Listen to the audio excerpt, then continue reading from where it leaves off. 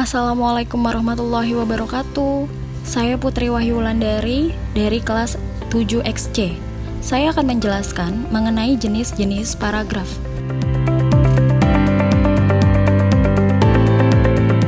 Jenis-jenis paragraf digolongkan menjadi beberapa jenis. Di antaranya, jenis paragraf berdasarkan fungsinya, letak gagasan utama, dan isinya.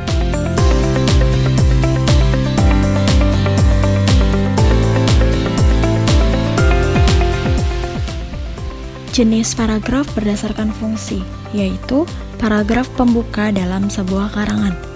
Pada paragraf ini, meliputi paragraf isi, paragraf penutup, dan paragraf penghubung.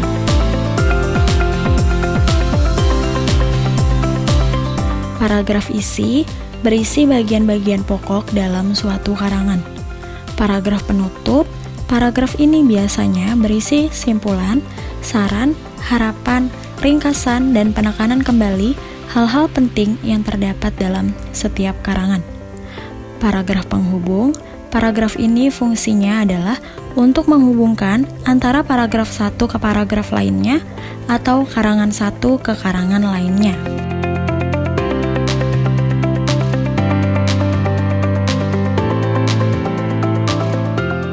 Selanjutnya, jenis paragraf berdasarkan letak gagasan utama. Yang pertama, paragraf deduktif.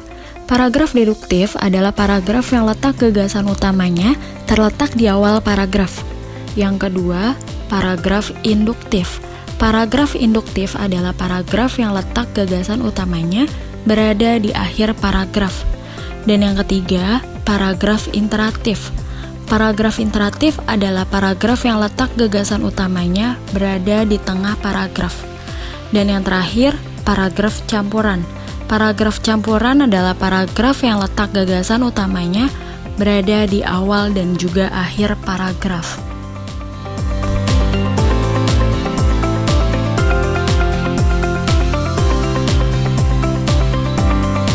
Berikut ini adalah jenis paragraf ditinjau dari isinya. Yang pertama, paragraf eksposisi.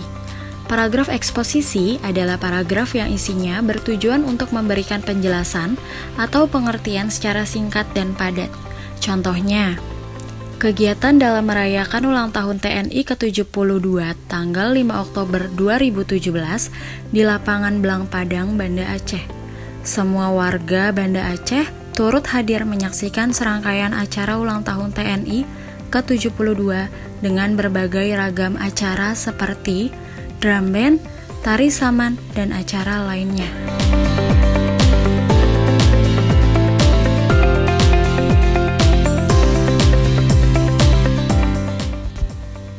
Yang kedua, paragraf deskripsi. Paragraf ini adalah suatu kalimat yang memaparkan isi gambaran pada suatu keadaan atau sebuah peristiwa yang bentuk tulisan, sehingga pembaca seolah-olah dapat melihat, mendengar, dan merasakan serta mengalami peristiwa tersebut.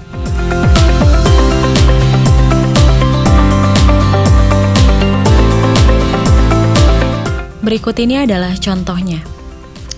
Saat brownies coklat buatan ibuku dihidangkan untukku, wangi brownies coklatnya langsung tercium enak oleh hidungku.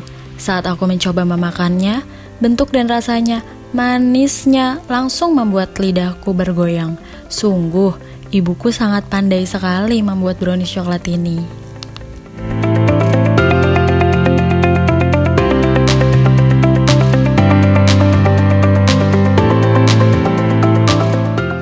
Selanjutnya, paragraf persuasi. Paragraf persuasi adalah paragraf yang dimana isinya dapat memengaruhi atau membujuk pembaca untuk tertarik dengan gagasan atau ajakan yang dibuat. Berikut ini adalah contohnya. Membaca memang merupakan faktor penting dalam menguasai berbagai ilmu pengetahuan. Sebab, seseorang tak memiliki niat untuk membaca, pasti tidak banyak memiliki tingkat pengetahuan. Karena ilmu pengetahuan biasanya bersumber dari buku. Misalnya, anak yang pandai dalam pelajaran, biasanya dia akan menjadi kutu buku. Bagi siapa saja yang tidak memiliki niat untuk membaca, pasti pengetahuannya tidak luas dan terbatas. Oleh karena itu, membaca menjadi hal yang penting dan biasakanlah membaca buku.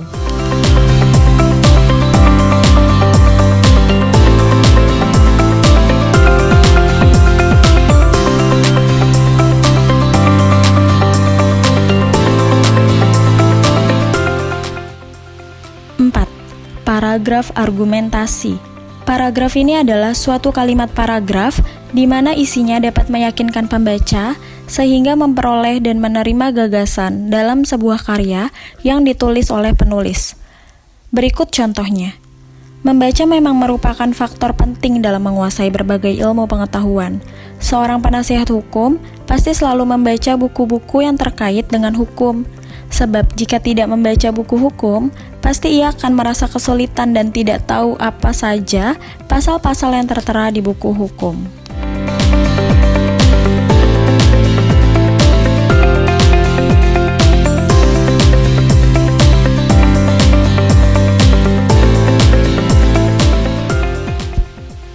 Dan yang terakhir, paragraf narasi.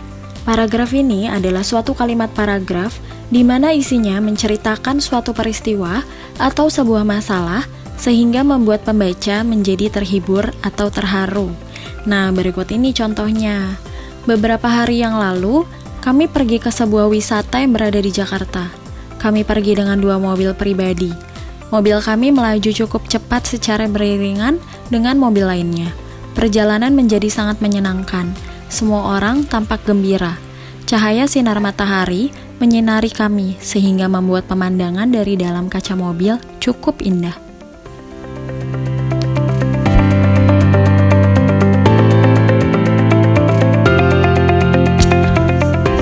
Pengertian paragraf menurut para ahli.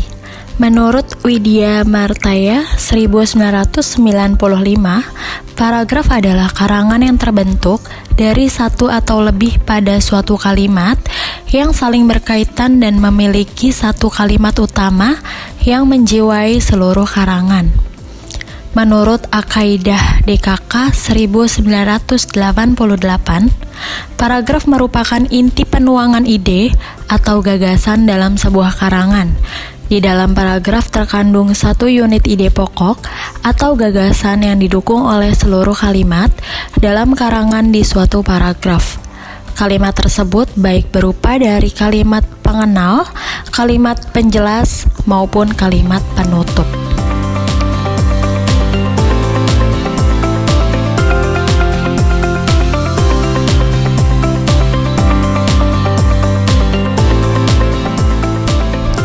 Pengertian paragraf menurut Parera 1991, paragraf merupakan satu model karangan yang paling kecil susunannya dalam sebuah karangan bebas atau karya ilmiah.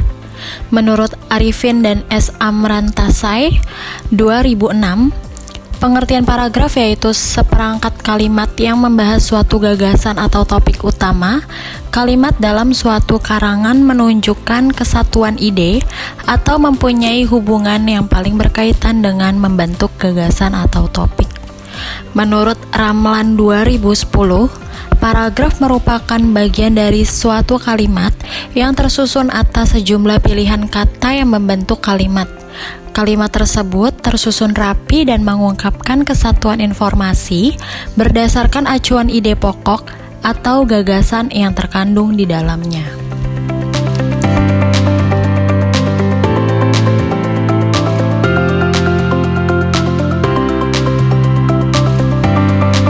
Dan yang terakhir, paragraf menurut Goris Kiraf 1979.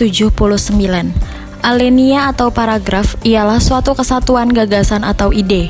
Paragraf merupakan suatu kesatuan yang memiliki tingkat kesatuan yang lebih tinggi dari kalimat. Paragraf merupakan suatu kumpulan dari kalimat yang saling berkaitan dalam suatu rangkaian untuk membentuk ide atau gagasan.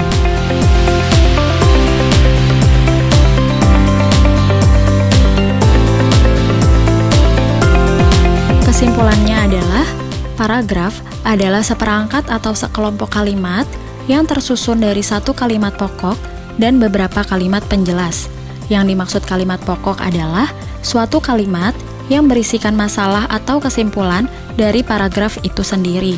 Dan kalimat penjelas merupakan suatu kalimat yang berisikan penjelasan masalah yang terdapat di kalimat pokok.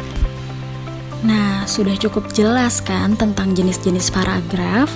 Terima kasih sudah menonton. Sekian dari saya, dan sampai ketemu lagi di materi selanjutnya.